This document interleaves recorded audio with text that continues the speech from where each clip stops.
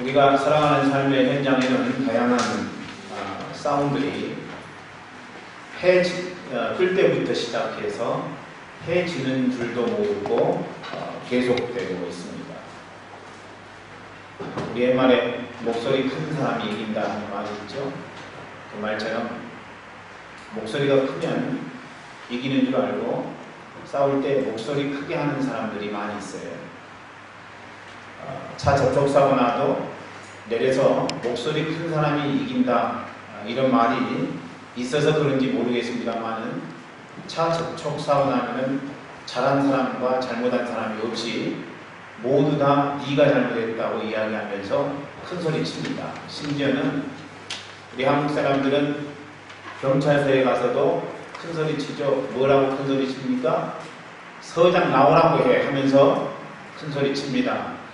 그런데 그런 방식을 이 체포회에서 적용하려고 했다가는 큰 코 다칠 수 있습니다. 여러분, 체포회에서는 증거가 가장 중요해요. 증거 없이 큰 소리 쳤다가는요, 여러분 별로 도움이 되지 않습니다. 내가 큰 소리 칠 때는 체포 사람들이 큰 소리 치니까 무서운 사람인가 보다 이렇게 반응을 보일지 모르지만은요, 달라진 것은 아무것도 없습니다. 그러니까 체포회에서 살려면은 항상 증거를 마련하고 큰 소리를 쳐야 될 줄로 믿습니다. 여러분, 이렇게 우리는요, 말싸움에서부터 최신 무기를 사용해서 한 나라를 초토화시키는 국가 간의 전쟁에 이르기까지 여러 종류의 전쟁을 경험하게 됩니다. 어디 그뿐입니까? 우리 한국 사회는 마약과의 전쟁, 폭력과의 전쟁, 범죄와의 전쟁, 또 입시 전쟁, 출근 전쟁, 장머리 전쟁에 이르기까지 여러 가지 많은 전쟁들이 있습니다. 그러니까 전쟁이라고 하는 이 말이 멀리 있지 않냐고 우리 삶 가까이에 있다는 거죠. 그래서 전쟁 난다고 해도 한국 사람은 절대 두려워하지 않습니다. 여러분, CNN이나 BBC에서는 지난번에 북한에서 미사일 발사했을 때 한국 전쟁이 일어난 것처럼 대대적인 방송을 하고 또 뉴스를 전하고 그렇게 했는데 우리 한국 사람들 별로 감동이 없었습니다. 야, 니네 전쟁이 일어나 큰일 났어 이렇게 이야기해도 어디 전쟁이 일어났다고 이야기하면서 별로 그렇게 심각하지 않았습니다. 우리 한국 사람들만의 특성이 아닌가 하는 생각을 갖습니다. 토끼와 거북이가 있었습니다. 중간에 토끼가 잠자다가 거북이에게 패배하고 말았습니다. 그런데 요즘 토끼들은 결코 중간에 잠자지를 않습니다. 거북이가 이길 턱이 있겠습니까? 이길 수가 없습니다.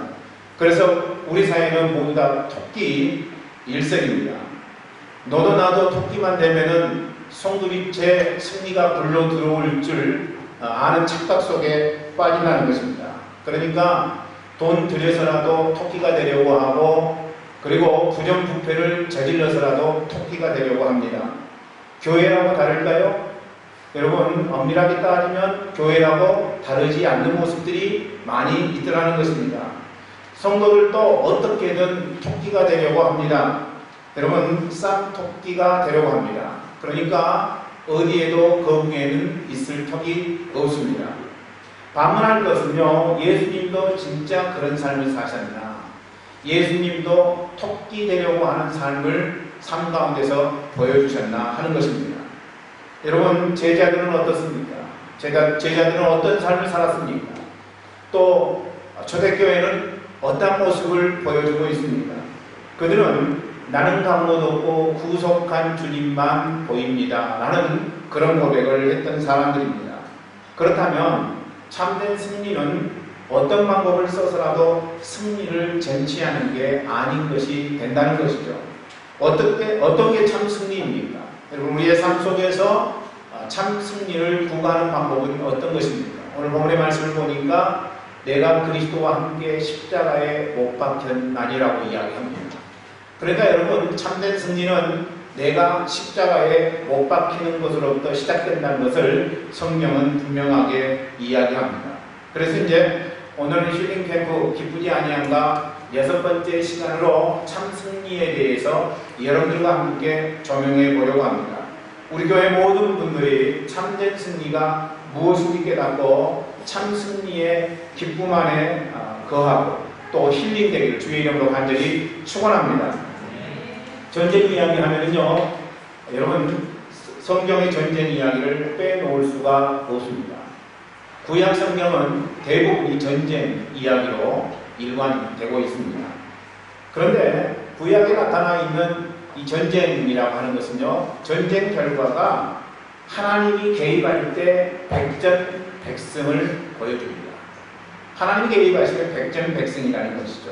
반면에 신약으로 넘어오면요, 구약의 전쟁 이야기하고는 조금 다른 이야기가 기록되어 있습니다. 구약의 하나님은 강하신 능력을 소유하신 하나님으로 세상을 창조하신 하나님인 반면에 신약의 하나님은 십자가에 달리신 무능하신 하나님을 기록하고 있습니다. 구약의 하나님은 어떤 하나님이십니까? 구약의 하나님은 백성들이 인간이 잘못하면 그 잘못된 것을 분명하게 징계하시는 공의의 하나님, 심판하시는 하나님으로 묘사되고 있는가 하면 신약의 하나님은 70번씩 7번이라도 용서하라고 말씀하시는 사랑의 하나님으로 표현되고 있습니다. 그래서 이제 여러분 한때 기독교 초기 성경학자들은 구약의 전쟁하는 하나님을 온전하신 하나님이 아니라고 보고 구약 성경을 정경으로 받아들이지 아니하고 신약 성경만 정경으로 받아들였습니다. 여러분, 성숙된 하나님이 아니라는 것이죠. 구약의 하나님은 싸움하시는 하나님, 징계하시는 하나님, 이런 하나님은 온전한 하나님일 수가 없다고 하는 것이 성경학자들의 생각이라면 여러분, 어쩌면 그들의 이야기가 맞을 수도 있습니다. 반면에 또 어떤 부류의 성경학자들은 신약의 하나님보다는 구약의 하나님을 진짜 하나님으로 믿었던 것 같습니다. 왜냐하면 패배하는 하나님은 아무 말 없이 실패하는 하나님은 하나님일 수가 없다는 생각 때문에 그렇습니다. 그렇다면 구약과 신약의 하나님이 다릅니까? 여러분, 구약과 신약의 하나님이 다른 것 같아요. 구약의 하나님은 공의로우신 하나님, 심판하시는 하나님, 전쟁하시는 하나님. 반면에 신약의 하나님은 패배하시는 하나님, 십자가에 달리신 하나님, 또 용서하시는 하나님, 사랑하시는 하나님으로 묘사되고 있기 때문에 신약과 구약의 하나님은 다르다는 생각을 우리는 충분히 가질 수 있습니다. 여기 질문을 일단 놔두고 사무엘하 5장 10절에 기록된 말씀을 우리가 한번 읽어보기를 원합니다. 우리 같이 말씀을 보죠. 시작. 만군의 하나님 여호와께서 함께 계시니 다윗이 점점 강성하여 가니라. 아멘. 이 말씀 가운데 우리가 초점을 모을 부분은 어느 말씀입니까? 함께 계시니 라고 하는 단어입니까? 아니면 강성이라고 하는 단어입니까? 당연히 하나님께서 다윗과 함께 했다는 부분일 것입니다. 그런데 말은 그렇게 고백하는데 실제로는 하나님과 함께 하는 것은 별로 관심이 없어요. 무엇에 관심이 있어요? 강성에 관심이 있다는 것입니다. 우리는 하나님 앞에 기도할 때 어떻게 기도해요? 하나님, 영혼이 잘된같이 범사가 잘되고 강건하기를 원합니다. 영혼이 잘된같이. 먼저 전제가 뭐예요? 영혼이 잘된같이예요. 그런데 사실 예수 믿는 사람들의 삶을 자세히 관찰해 보면요, 영혼이 잘된같이는 별로 관심 없어요. 뭐에 관심이 있어요? 영혼이 잘된같이는 죄해놓고 범사가 잘되고 강건하는데 온갖 정신을 쏟고 있더라는 것입니다. 영혼이 잘되기 위해서는 여러분 어떻게 해야 돼요? 영혼이 잘되기 위해서는 하나님과 동행하는 삶을 살아야 되는 거예요. 하나님의 임재하심이 삶 가운데 드러나야 되는 거예요.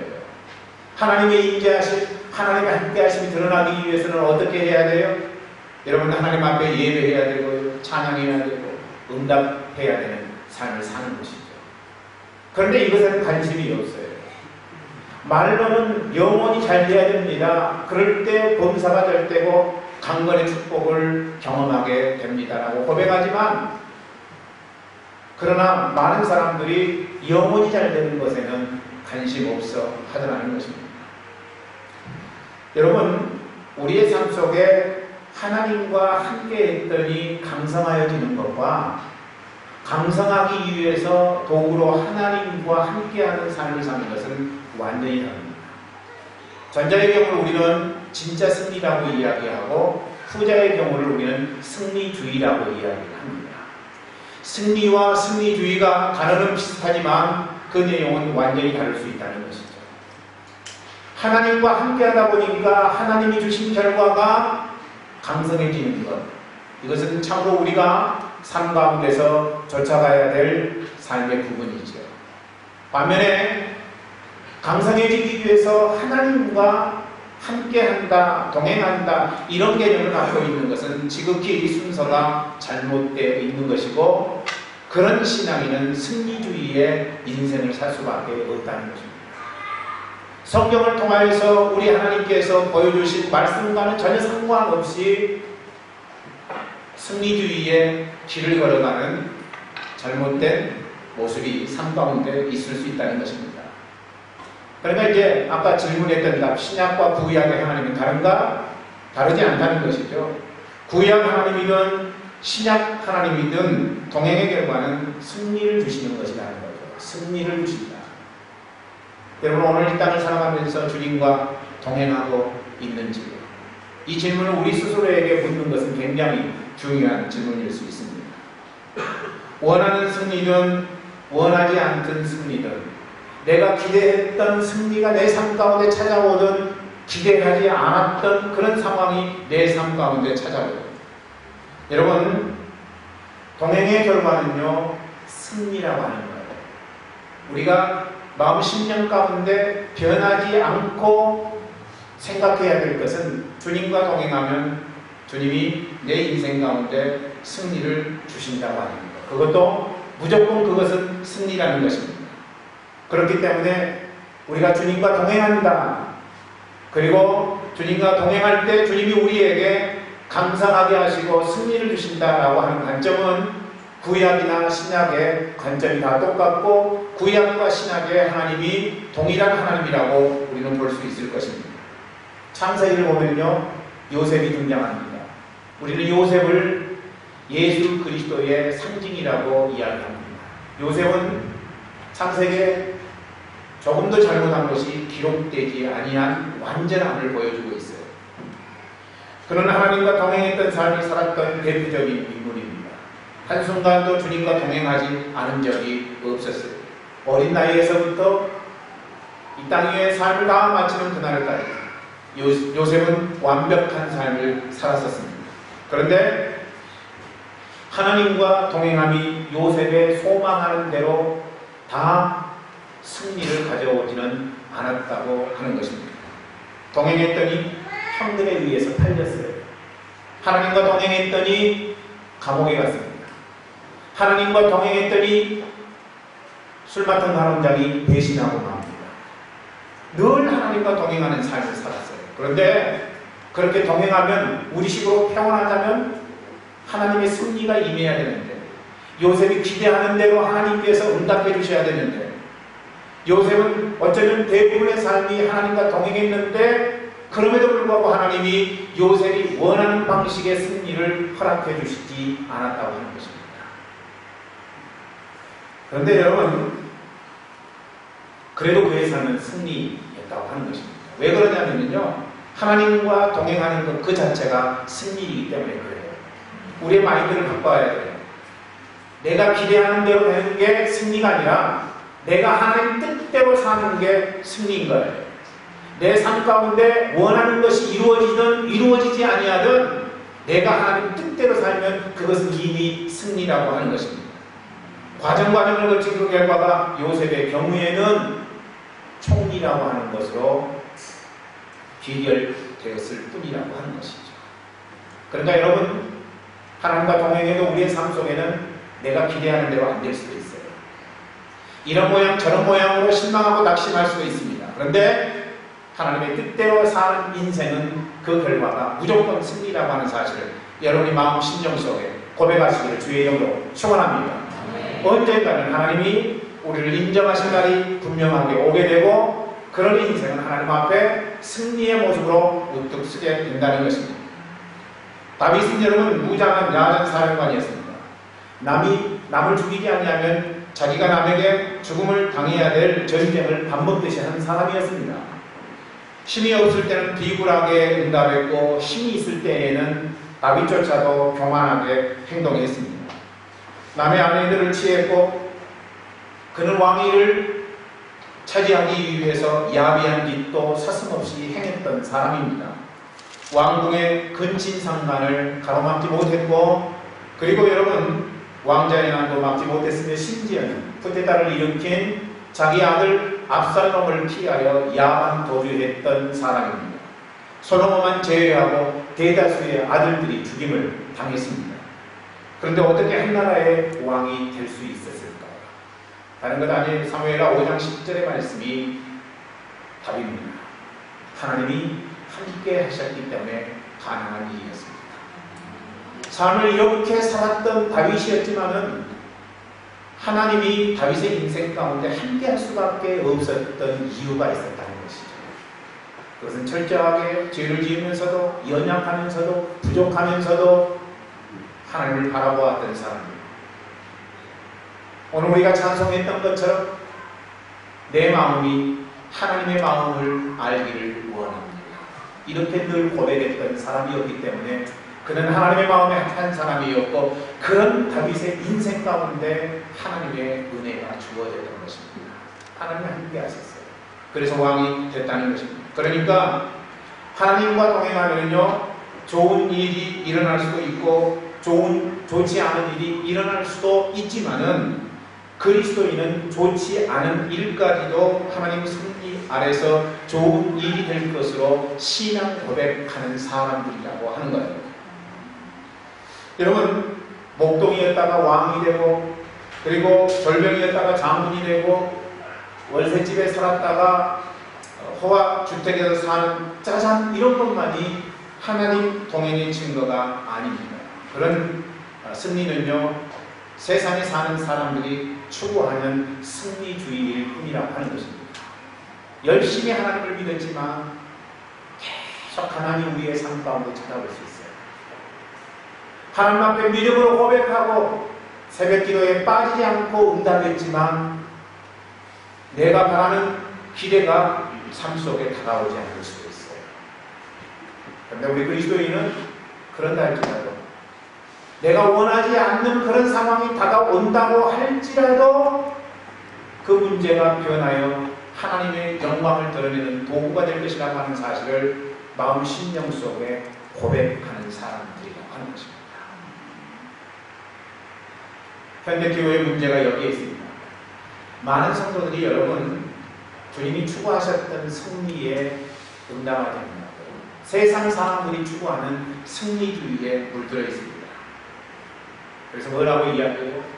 머리 될지언정 꼴이 되지 아니하고 부어질지언정 꾸는 자 되지 아니하도록 도와주시옵소서 이렇게 기도하더라는 것입니다. 여러분 다 머리 되면 누가 꼴통이에요? 꼴통할 사람이 없죠.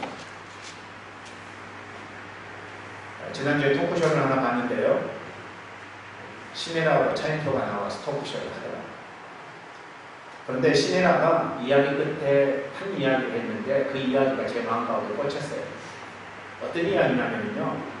자녀 셋을 키우는데 하나는 자기 몸으로 난 자녀고 2명은 입양한 자녀들이거든요.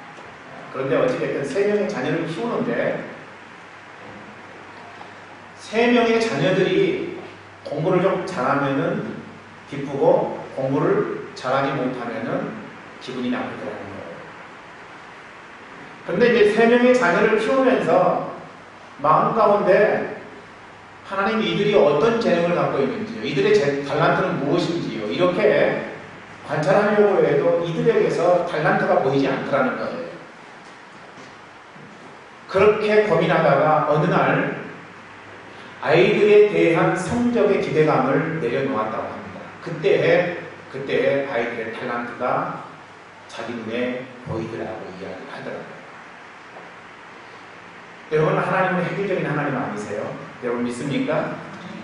여러분 아멘 하시지만은, 그러나 여러분 자녀가 성적표가 형편없이 받아왔을 때에는 열받는 것은 다 인지상정이죠. 근데 그때 우리가 지혜가 있어야 될 것 같아요. 세상 사람들의 승리주의를 자녀에게 요구하는 것이 아니라 하나님의 승리로 자녀들을 보는 작업이 필요하다는 것이죠.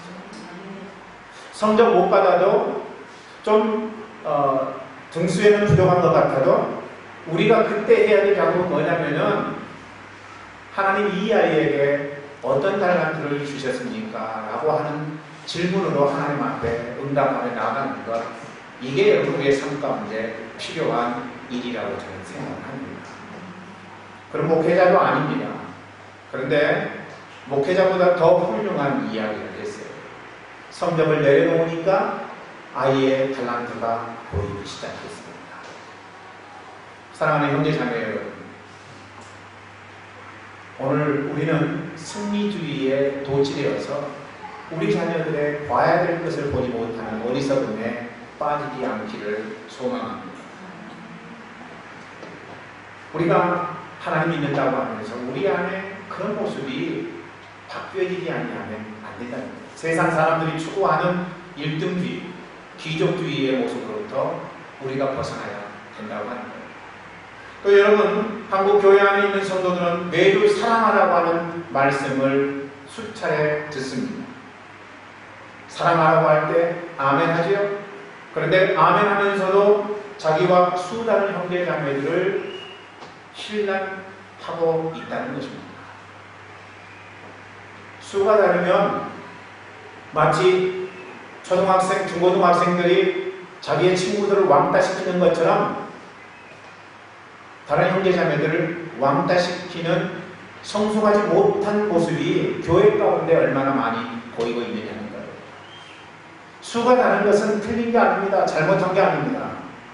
그 사람의 살아가는 방식, 그 사람의 응답하는 방식, 느낌, 가치관이 다를 뿐이지 그것이 다르다고 틀린 것은 아니라는 거죠. 그런데 나와 다르게 되면 많은 교회 안에 있는 예수 믿는 사람들이 그 사람을 왕따시키는 그런 모습 속에 얼마든지 있을 수 있다고 하는 것입니다. 여러분, 예수 죽으심의 영성을 자기 삶에서는 적용하지 않으면서 다른 사람들에게는 그렇게 살라고 이야기를 합니다. 예수 믿는다면서 왜 그렇게 살아? 여러분, 마치 자기는 교회 다니지 않은 것처럼 그렇게 말을 하지요. 그런데 여러분, 예수 믿는다며 왜 그렇게 살아? 이야기하기 전에 내 삶은 과연 어떤 삶인가? 나를 돌이켜 생각해보는 작업이 오늘 우리의 삶 가운데 있어야 된다는 것입니다. 이기적이어도 오늘날 교회 안에 있는 성도들이 너무 이기적일 수 있다고 하는 것입니다. 여러분, 그렇지 않습니까? 내 눈에 있는 들보를 보라고 말씀하신 주님의 말씀을 따라서 먼저 다른 사람들을 판단하기 전에 내 눈에 있는 들보를 우리는 보아야 될 것입니다. 잘못된 승리주의가 오늘 교회 안에 팽배해 있습니다. 여러분, 어떻게 이런 승리주의를 극복할 수 있을까요? 어떻게 하면 우리가 잘못된 승리 속에 빠지지 아니하고 성경을 통해서 누차 말씀하시고 내가 먼저 하나님 앞에 가니 너희로 이 길을 따라서 오라고 말씀하신 주님의 말씀대로 응답하며 참된 승리를 우리의 삶 가운데 가져올 수 있을까요? 여러분, 우리는 지극히 단순한 방법으로 그 참된 승리의 방법을 경험할 수 있습니다. 그것은 예수님이 이 땅 위에서 사셨던 방식 그대로 우리의 삶 가운데 적용하면 되는 것입니다. 그분의 이름은 임마누엘이에요. 우리 주 예수 그리스도, 그분은 임마누엘입니다. 그 의미는 무엇입니까? 하나님과 철저하게 동행하시고 함께 하셨던 삶이었다라고 하는 것을 의미해 주는 것이죠. 그분은 범사에 하나님과 동행하셨습니다. 신약적 동행의 의미를 예수님 통해서 생각해 볼까요? 예수님은 광야에서 마귀에게 시험받으실 때에 치열한 내적인 싸움과 외로움의 깊은 고뇌를 느끼셨을 것입니다. 흔히 우리는 하나님이시기 때문에 예수님은 얼마든지 다가오는 마귀의 유혹을 물리치실 수 있었을 것이다. 뿐만 아니라 그는 하나님이셨기 때문에 40일 동안 금식했어도 전혀 문제가 되지 않았을 것이다. 여러분, 우리는 그렇게 생각하는 경향이 있습니다. 그런데 그분은 철저하게 인간으로 태어나신 인자셨습니다. 인자셨기 때문에 우리 인간이 겪는 모든 고통을 그는 동일하게 경험하실 수밖에 없었습니다. 세상에서 가장 소중하게 여기는 가치는 먹는 겁니다. 아이나 어른이나 할 것 없이 먹는 것은 굉장히 중요합니다. 먹는 것을 요즘 우리의 다른 말로 표현한다면 경제적인 부유일 것입니다. 그런데 돌처럼 흔한 것들을 소중한 재화로 변화시키는 힘은 지도자들이 되려고 하는 자들에게는요, 그것은 달콤한 유혹입니다. 예수님도 그런 유혹을 받으셨다고 하는 것입니다. 생각해 보세요, 여러분. 2천만 원의 주식을 투자하면은 2억 원이 되게 해주겠다고 이야기하는, 정말 확실하게 믿을 수 있는 사람이 있다면 2천만 원 투자 안 하겠어요? 쉽게 돈을 벌 수 있다는 거예요. 저 땅을 사기만 하면은 5배가 생긴다라고 이야기를 하면은 5배 생기는 그 땅을 안 살 사람이 있어요? 빚을 내가지고라도 사죠? 여러분, 그런 종류의 지금 유혹이 예수님 가운데 임한 거예요. 이스라엘은요, 광야에 돌이 아주 흔합니다. 그것은 어디서나 주술 수 있는 거예요.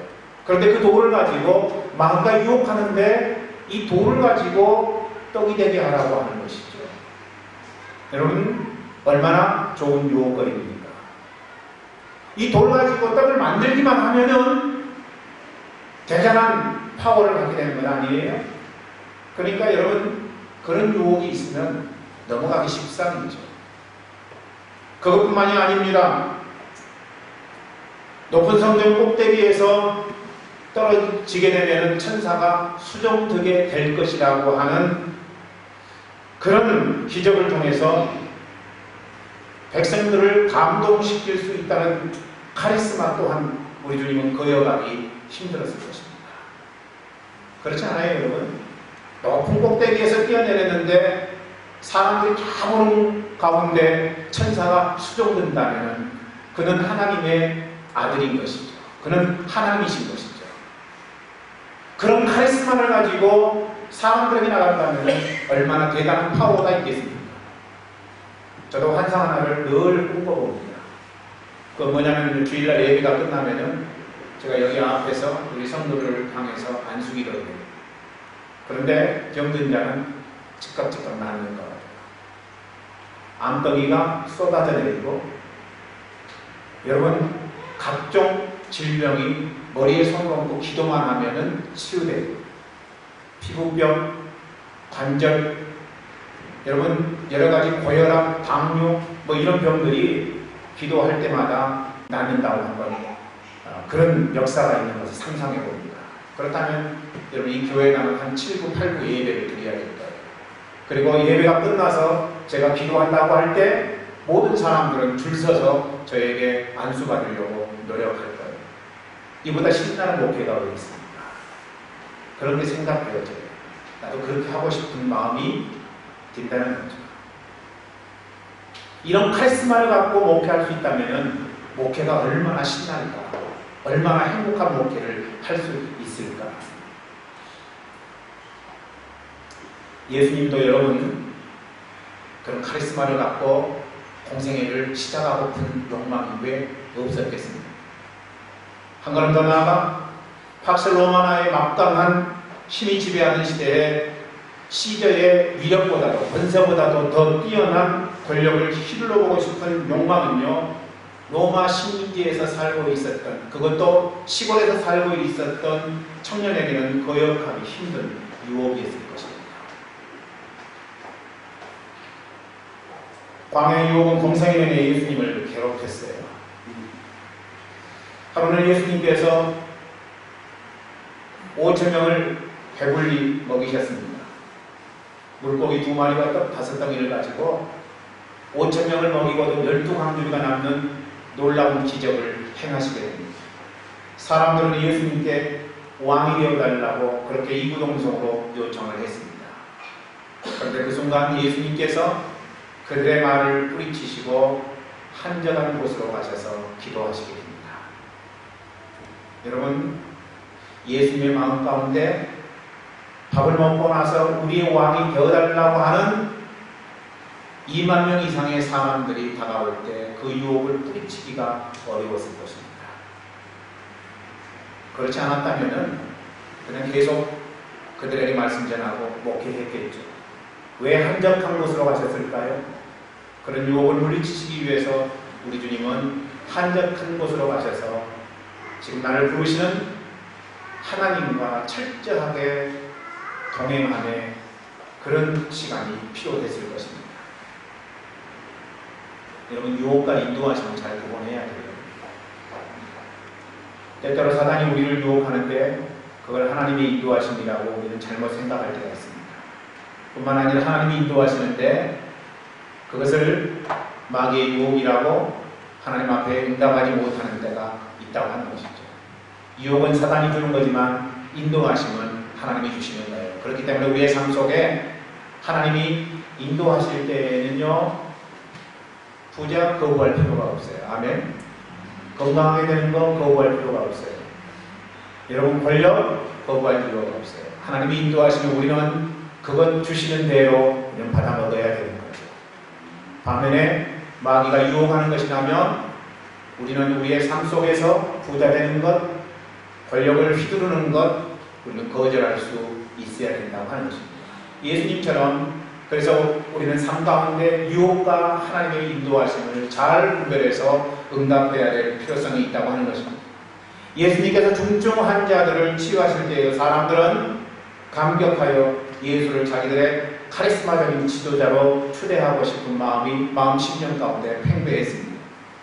무력을 사용하더라도 로마의 압제에서 해방되고자 했던 셀로신들은 예수를 모세와 같은 민족 해방자로 삼고 싶었을 것입니다.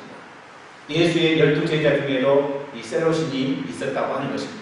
시몬이라고 하는 자가 셀로신이었죠. 여러분, 수제자 베드로는 스승의 고난과 패배의 뜻을 잘 알지 못했어요. 예수님께서 내가 예루살렘에 들어가게 되면 고난을 받고 십자가에 못 박혀 죽을 것이라고 하는 사실을 이야기했습니다. 그런데 베드로가 뭐라고 이야기합니까? 그럴 일은 결코 없을 것입니다. 호언장담했습니다. 만약에 예수님 당신이 고난을 받고 죽는다면 내 손에 장을 치시겠습니다. 여러분, 이것이 베드로의 이야기였어요. 왜 그렇게 이야기했을까요? 그렇게 사람들이 좋아하는 예수님 따라다녔으니까, 수제자였으니까, 12명에 속한 자였으니까, 예수님 나라가 이 땅 위에 도래하게 되면 그는 부와 권력을 갖고 싶었을 것입니다. 그런데 예수님이 죽는다니요, 말도 안 되는 소리죠. 그렇게 이야기하는 예수님에게 예수님은 뭐라고 이야기합니까? 오히려 베드로를 향해서 사단아 물러가라고 말씀하시지 않습니까? 어쩌면 그렇게 예수님께서 베드로를 향해서 꾸짖었다는 것은요, 베드로에게 한 것이지만 동시에 자기 마음 심령 속에 꿈틀거리는 승리주의 욕구에 대해서 물러가라고 그렇게 외친 것은 아닐까요?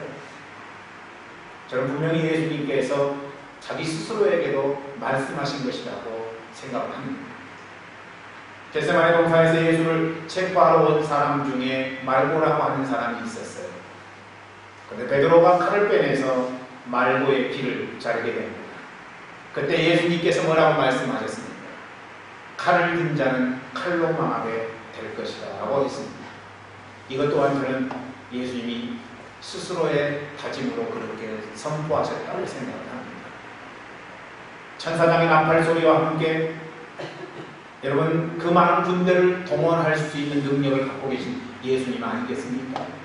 내가 막 작정하면 마음먹으면 하늘에서 하나님의 군대가 이곳에 임하지 않겠느냐라고 말씀하신 주님의 말씀으로 모아서 주님은 하시기만 원하신다면 얼마든지 이 상황을 모면할 수 있는 능력을 가지신 분이었다고 하는 것입니다. 그런데 주님 그렇게 하시지 않았어요. 왜냐하면 칼을 든다는 칼로 망하기 때문에 우리 주님은 스스로에게 다짐하는 이야기로 말씀하셨을 것입니다. 예수님 죽으시기 전에 다 이루었다고 선포하셨습니다.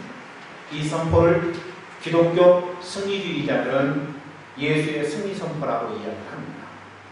그렇다면 기독교 승리주의자들이 이야기하는 것처럼 그것이 예수님의 승리 선포였다면 당연히 예수님은 다 이루었다 말씀하시고 나서 십자가에서 내려오셨어야 됩니다. 그런데 예수님은 십자가에서 내려오지 아니하고 힘없이 운명을 하시게 됩니다. 그러므로 다 이루었다는 다 이루었다는 말은요, 승리주의의 선포가 아니라 완전한 패배의 메시지입니다. 그것은 철저하게 자기를 비우시는 주님의 모습이었다. 이것이 예수님 승리의 원동력이었습니다. 다른 것 아니에요. 자기의 마음을 비우고 철저하게 패배의 자리로 들어가는 것. 여러분, 하나님 허락하신 잔이라면 내가 그 잔을 마시겠습니다. 패배라고 할지라도, 죽는 것이라고 할지라도 주님, 제가 그 잔을 마시겠습니다. 감당하겠습니다. 철저한 패배 없이는요, 부활의 영광이 있을 수 없어요. 믿습니까, 여러분? 부활의 영광이 있을 수 없어요. 인간 속에 있는 승리주의의 탐욕으로부터 해방되는 내적인 승리 없이 주어지는 승리는요, 가치가 별로 없다는 것입니다. 내가 스스로 내적으로 승리하셔야 돼요. 철저하게 무너지고, 철저하게 패배하고, 철저하게 버림받는 그런 내적인 승리가 없이 주어지는 승리는 결코 가치가 있을 수 없다는 것입니다. 여러분, 우리 주님의 그 패배가 승리의 부활로 폭발했습니다. 할렐루야. 여러분, 승리의 부활로 폭발했습니다. 그러므로 오늘 우리는 패배의 이야기를 노래하셔야 됩니다. 우리의 삶의 현장 속에서 내가 패배하는 것, 그거 두려워하지 않냐고 노래해야 된다는 것입니다. 부활을 체험했던 예수 제자들도 로마 권력하에서 예수님 못지않게 처참한 방식으로 처형을 당했습니다. 수제자였던 베드로는 십자가에 거꾸로 매달려 죽게 됩니다. 또한 여러분, 바울은 내게 죽는 것도 유익하다고 그렇게 이야기했습니다. 이게 진짜 승리입니다. 이렇게 할 때 승리주의의 악순환이 종식됩니다. 그렇다고 해서 여러분, 축구게임 일부러 지라는 말은 아닙니다. 여러분, 시험 떨어지고 돈 막 안 벌고 지라고 했습니까? 그렇게 생각하는 사람은 없겠지요. 여러분, 공부는 뒤처지고 막 이런 삶을 지금 생각하는 사람이라면 그것은 아니라는 것입니다. 승리주의 승리는 적들을 악으로 규정하는 데서부터 시작됩니다. 경쟁 승리는 그래서 옳지 못한 것이 아니냐, 적이 악이므로 그 악은 무슨 방법을 써서라도 제거해야 된다고 하는 생각. 결국 그 악을 제거하면서 동일하게 나 자신도 악의 세력이 되고 만다는 것입니다. 그래서 이제 경쟁적 승리는요, 승리가 아니라 악에게 굴복하는 것이 된다는 거예요. 9.11 테러 사건이 일어났을 때 미국이 좀 더 성숙하였다면 우리는 이런 테러를 자행한 당사자들을 용서하기를 원합니다 라고 선포했어야 됩니다. 몇백 명의 사람들이 죽었지만 그럼에도 불구하고 여러분, 경쟁적인 승리를 위해서 그들을 죽이는 것이 아니라 상대를 안갚음하는 것이 아니라 하나님의 사랑으로 용서하는 작업이 그들 가운데 있었어야 됐다고 하는 것입니다. 예수님은 이 악순환의 고리를 원천적으로 끊어버리셨습니다. 믿습니까, 여러분? 우리 주 예수 그리스도는 그렇게 사셨어요. 참 승리임을 친히 보여주셨습니다. 역설적이지만요, 우리 주님은 패배를 통한 승리를 우리에게 안겨주셨고 보여주셨다고 하는 것입니다. 이것이 기독교의 전통입니다. 여러분, 기독교는 다른 것 아니에요. 이것이 전통이 되어야 됩니다. 그러나 아쉽게도 기독교가 국교가 되면서 예수의 승리가 기독교 승리주의로 변질되고 나갔습니다. 기독교가 타락한 것은요, 321년 콘스탄티누스가 기독교를 인정한 데서부터 시작되게 됩니다. 얼마 있지 않아서 로마의 종교를 기독교로 삼았고, 그때부터 기독교는 타락하기 시작합니다. 어떻게 타락해요? 기독교 승리주의로 타락하기 시작했다는 것입니다. 얼마나 교만한 종교가 되었습니까?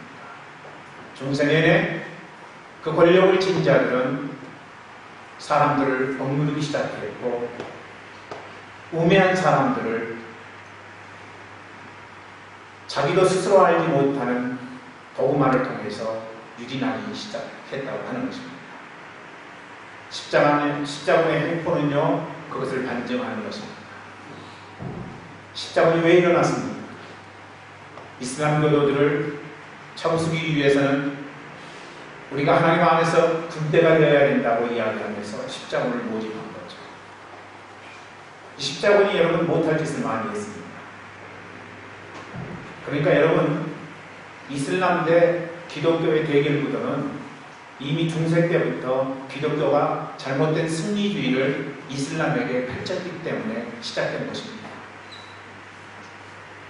그런 반성이 기독교 안에 있어요. 잘못된 행위에 대한 사죄가 먼저 있어야 된다고 하는 것입니다.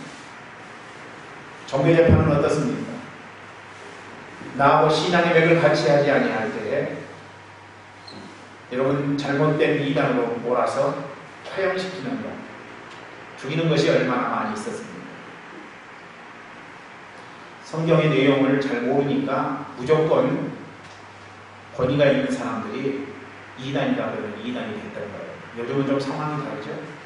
성경의 말씀 앞에 위배된 그런 내용을 이야기하면 우리는 분명히 성경의 근거에서 그게 이단인지 아닌지 분별할 수 있게 되는 거죠. 그런데 과거에는 성경이 보편화되지 않았기 때문에 권력을 휘두르는 자들이 이단이라고 하면 이단이고, 그래서 그들을 종교재판에서 마녀사냥식으로 죽였다고 하는 것입니다. 이스라엘이 팔레스타인에게 행하는 그 일이 승리주의의 모습 아닌가요? 미국이 이라크 전쟁을 했던 것이 또 다른 승리주의의 모습은 아니겠습니까? 평화는요, 승리주의의 위풍당당한 군마로 오지 않습니다. 과거에 유대인들이 착각했던 거예요. 예수님이 위풍당당한 군마로 오실 줄 알았습니다. 그런데 그런 예수님이 아니었어요. 그래서 메시아는 그렇게 올 수 없다고 생각하면서 그들은 메시아를 받아들이지 않았습니다.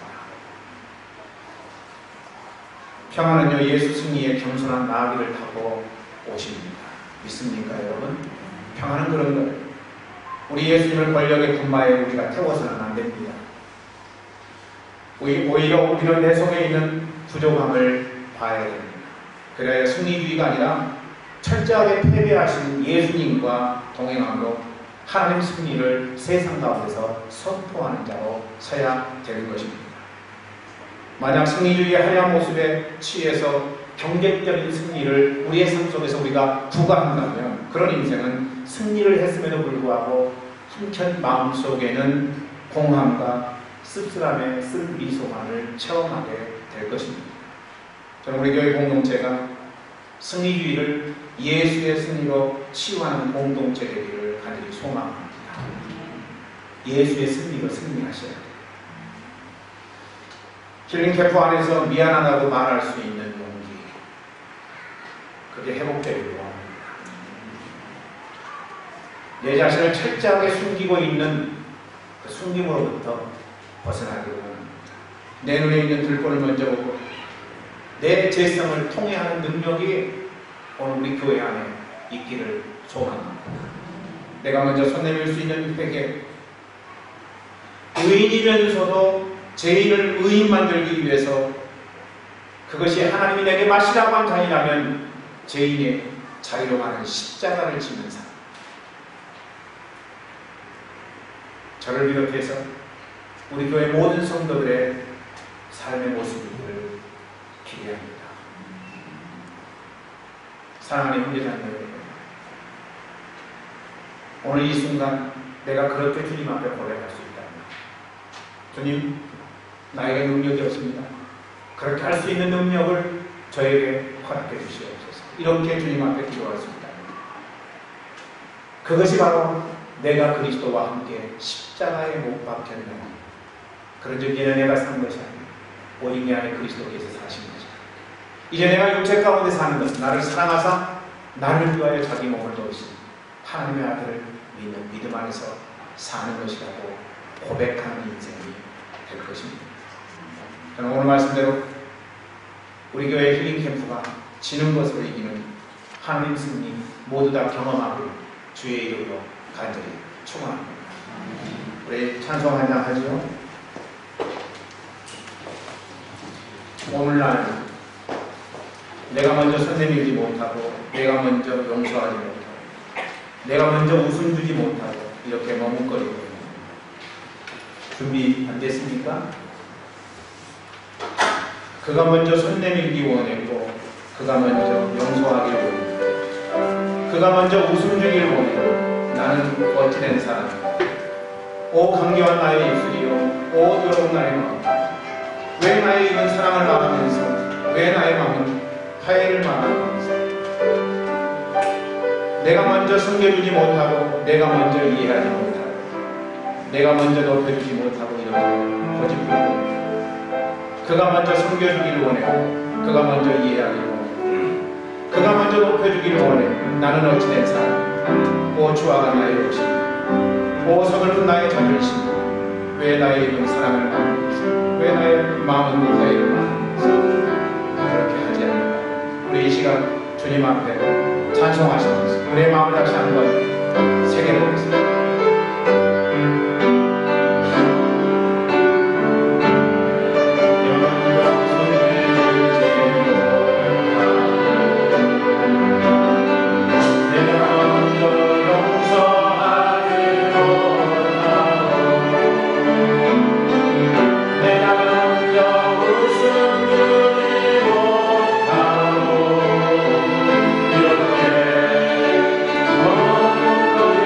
Yeah.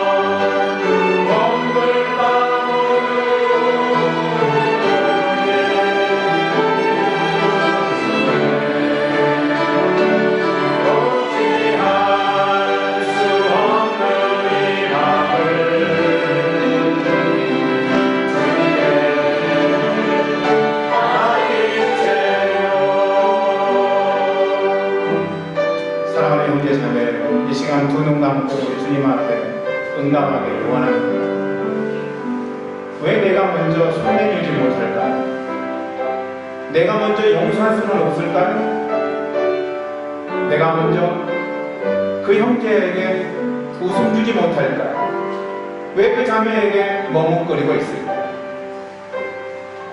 하나님, 오늘 이 시간 하나님의 능력의 손으로 연약한 나를 주님의 마음으로 채워주시기를 원합니다.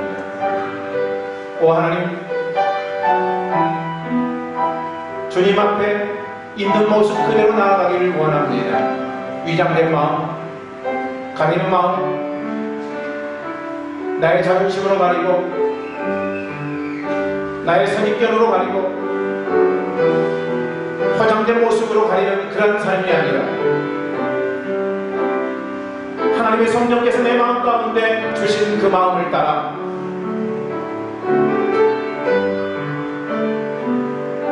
지는 것으로 이기는 거룩한 하나님의 영성을 오늘 이 시간 당신의 백성들에게 소유할 수 있도록 축복하여 주시옵소서. 하나님, 오늘 이 시간 그렇게 주님 앞에 나가기를 원합니다. 하나님, 결단의 시간, 믿음의 시간, 이 시간 승리주의를 완전히 종식시키는 주님 안에서의 승리를 우리 모두가 다 주님 앞에서 새길 수 있도록 축복하여 주시옵소서. 이 시간 그렇게 주님 앞에 조용히 기도하기를 원합니다. 주님, 나를 붙잡아 주시옵소서. 나의 연약함을 하나님의 승리로 채워주시옵소서. 이렇게 고백하는 시간을 갖기를 원합니다. 주하게 맞추어서 그렇게 주님 앞에 고백하십시오.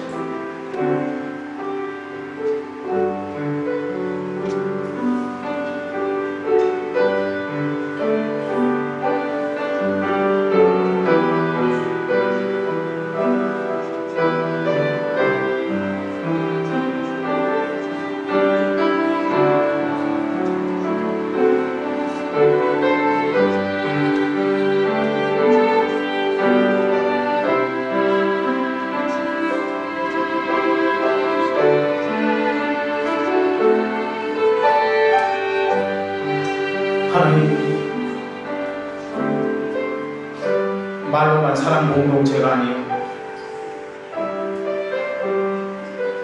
말로만 나보다 남을 남게 여기는 공동체가 아니라 나는 없어져도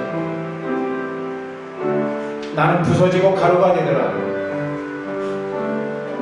나는 철저하게 패배할지라도 내 자존심, 내 삶의 위치는 보이지 않는다 할지라도 나를 통해서 형제자매가 하나님의 온전한 승리를 구할 수만 있다면 나는 아무것도 아닙니다 할 수 있는 최고의 영성을 프라하니 교회 성도들이 가질 수 있도록 축복하여 주시옵소서. 오늘 말씀하신 말씀대로 하나님 그렇게 나가기를 원합니다. 용서의 능력, 사죄의 능력, 하나님 앞에서 내 잘못된 것을 볼 수 있는 능력으로 응답할 수 있도록 도와주셔서 우리가 가는 곳마다 하나님의 승리의 기쁨이 넘치도록 복내려 주시옵소서. 감사합니다. 우리 주 예수 그리스도의 이름으로 간절히 기도하옵나이다.